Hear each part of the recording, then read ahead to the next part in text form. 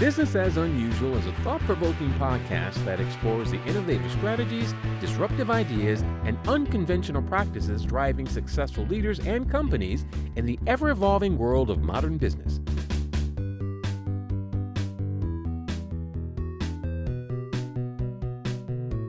Subscribe, comment, and share for weekly inspiration with our host, Aicila.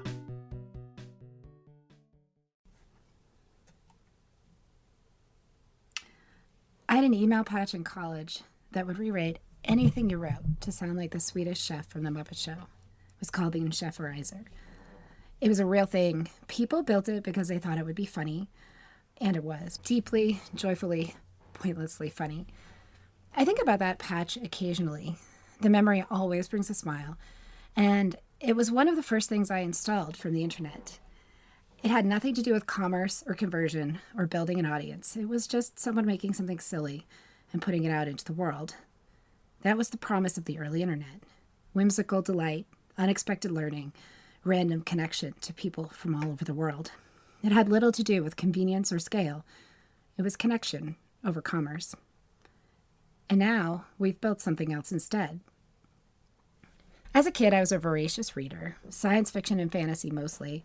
Stranger in a Strange Land at 9, dystopian futures like On the Beach and After the Bomb, and more whimsical things like The Wonderful Flight to the Mushroom Planet, Diamond in the Window.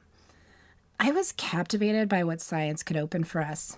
Even the destruction in those stories pointed somewhere. New horizons, new possibilities, something beyond what currently existed. Then the internet showed up, and for a moment it felt like that. It felt exactly like that. When I was a newly out lesbian living in a college town in Utah, early message boards meant I could find people to talk to and learn from.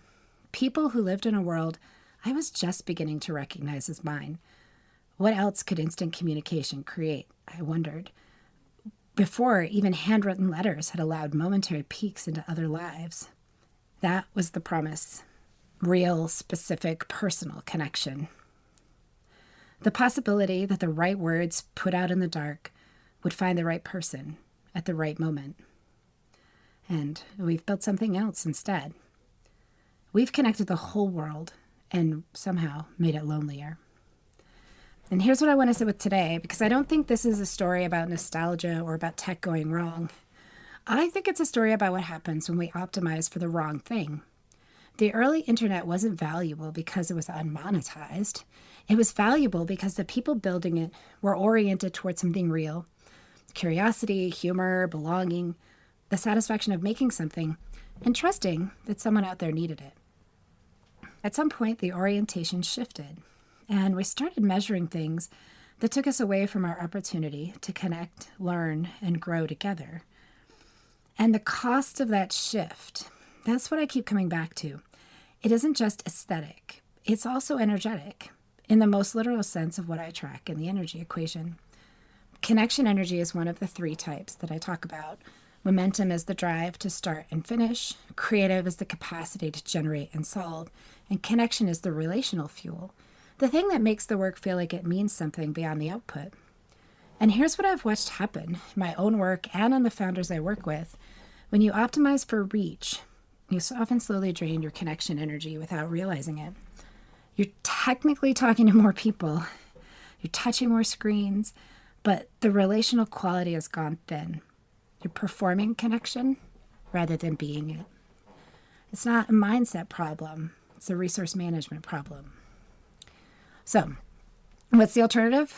I'm not arguing for going off the grid. I'm not interested in burning down a working system in favor of purity.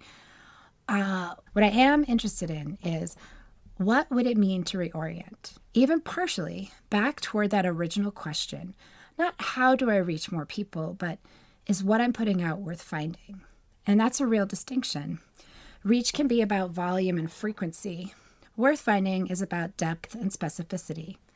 The En-Cher-erize was worth finding, if you were a certain kind of person. It wasn't trying to be for everyone. It was unambiguously, fully itself. And my content has always come from that place of not so much how do I grow this, but my first question is, am I leaving something worth finding? Because the early internet taught me something that still holds. The right thing in the right place at the right moment finds the right person. It just doesn't scale. And honestly, I think that's okay. The scale obsession is part of what created this problem in the first place. And what I want to build, what I want the show to be, is more like a lighthouse than a billboard. I don't need it to be everywhere, just visible when you need it and solid enough to navigate by. So here's a practical way to think about this, because I don't want to just leave this at the level of metaphor for you.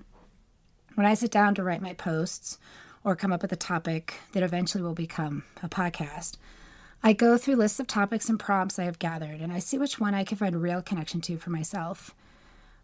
And more than a prompt library or a hack, really being present in and connected to myself consistently produces something that gets more engagement. I've really come to believe that engagement is a byproduct of being present and sharing from that space. And it produces very different things. Content made from genuine connection, something I actually want to say to someone I can actually sense, lands differently than content made from the fear of falling behind the algorithm, or because I feel like I need to do something right now. Even when the words look similar on the surface, it's shifting from effort to orientation. The same amount of time spent writing toward an actual person versus writing towards a number produces a completely different result. And the inverse, which I think matters as much, when you find content that lands, that feels like a lighthouse rather than a billboard, it returns something to you. That's connection energy coming back in. It refills something for you, which is why I'm still here making things, putting them out in the dark, because the right thing for the right person at the right moment still works. It just doesn't scale. And I'm okay with that. So here's what I want to leave you with this week. When you let yourself focus on value over metrics, on depth over reach, on a person rather than the number, what shifts for you? Not rhetorically. Think about a specific piece of work, a specific conversation, a specific moment where you were oriented toward the real thing rather than the measurable one. What did that feel like, and where in your current business is there room for that? That's where the connection energy is, and it's worth protecting. If you want to get a clearer picture of where your 3 energy types are now, how much you're running on momentum versus creative versus connection, the energy equation snapshot is free at Bicurean.com/energy snapshot. A few minutes and you'll have something concrete to work with. Thanks for being here. Thank you for tuning in to Business as Unusual. Remember, in this ever-evolving world of modern business, it's not about fitting in, it's about standing out. See you next time. Stay curious, stay innovative, and always keep it unusual. I hope you enjoy the show. I love making it. If you did enjoy it, consider hopping over to the review portion of the platform you listen on and letting other people know about it. Or share the episode or the entire show with a friend or subscribe to the show. Definitely reach out, get on my newsletter, follow me on social media, and let me know what you like, what you don't like, and what you'd like to see in the future. Well, we love our guests. Appearance on the Business as Unusual podcast or any Bicurean consulting production is for information purposes only and is not to be considered an endorsement of their business practices, or character. Please properly vet anyone you find through this podcast and generally before you do any business with them. Thank you for listening.